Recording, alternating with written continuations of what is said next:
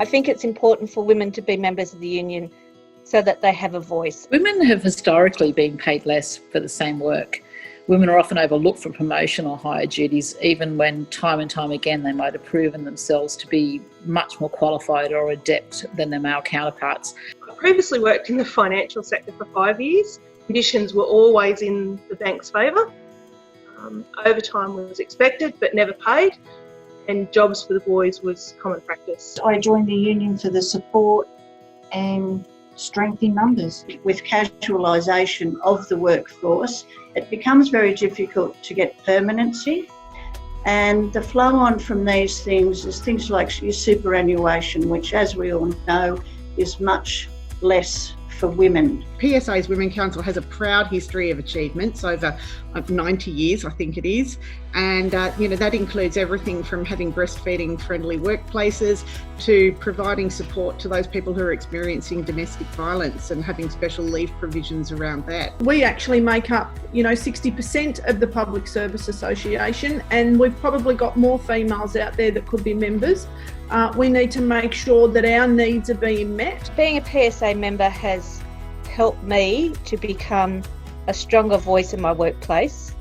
I can stand up knowing that I have people behind me that will support me. I have a greater understanding of my rights in the workplace, and I can support my colleagues to this end. Having the ability to resolve workplace issues and women's rights. It's important for women to become union members so that they can help to empower themselves to overcome these injustices. When we work together, we become stronger. I want the women members to know that they have support through the PSA. They can put through ideas, we can work harder on the flexible work arrangements and any issues that they might have, we are there to support them.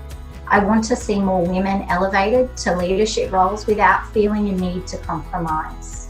I want to see universal adoption of paid domestic violence leave and workplace sexual harassment clauses with enough teeth to ensure that my daughters never have to experience what I and so many of my colleagues have. I would like to see more flexibility for mothers, especially between the years of 1 to 5. At the moment, we've got a great leadership in the PSA. And the initiatives that the PSA are taking is helping all members and especially women members. There are so many work conditions that we often take for granted, and without our unions, we wouldn't have any of those conditions. Well, since I've been a member, of course, we've got the pay equity case is the big one for me personally, working in schools. There is a stronger membership now, and which gives us a bigger collective to push back when things become negative. Unambiguous, clear and concise provisions for stillbirth leave in the National Employment Standards. It's currently before the House of Reps. Without the PSA, this would never have been addressed.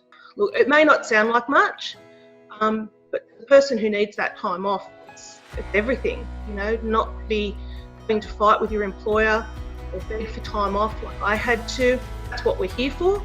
Leave workplace entitlements better than when we found them. And we did it for our daughter, Leah Joanna Smith, born still, but stillborn. I have a badge made by a wonderful friend of mine, and it says, "A woman's place is in her union." I wear that one very proudly.